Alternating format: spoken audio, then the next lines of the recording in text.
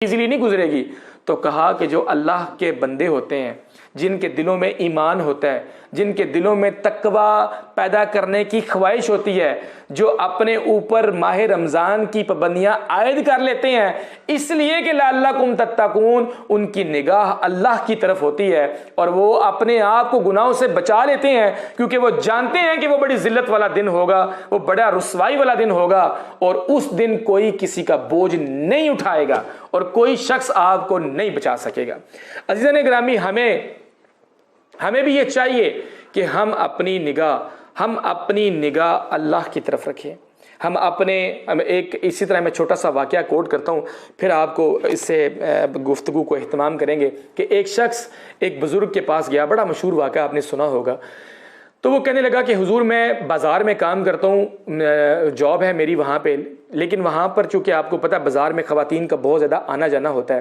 تو میں بد نظری بہت کرتا ہوں، مجھ سے نہیں بچا جاتا، مجھے کوئی ایسا طریقہ بتائیے کہ میں اپنے آپ کو کنٹرول کر سکوں۔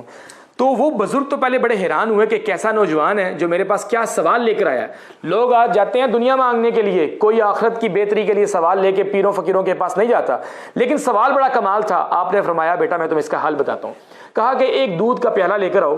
وہ دودھ کا پیالہ منگوایا اور انہیں اس بچے سے کہا کہ یہ دودھ کا پیالہ ہے، اور بازار کے دوسری جانب ایک مفتی صاحب ہیں، وہ مسجد میں بیٹھے ہیں، انہیں یہ پیالہ دے کر آؤ، لیکن شرط یہ ہے کہ تمہارے ساتھ میں ایک بندہ لگاؤں گا جو خوب ہٹا کٹا ہوگا، صحت مند ہوگا، اور یہ جو دودھ کا بھرا پیالہ ہے یہ تم نے بازار سے پرلی طرف لے کے جانا ہے، اگر ایک بھی قطرہ دودھ کا نیچے گرا تو یہ بھرے بازار میں تمہیں اتنے جوتے لگائے گا اور تمہاری بےزتی بھی کرے گا۔ کہا ٹھیک ہے۔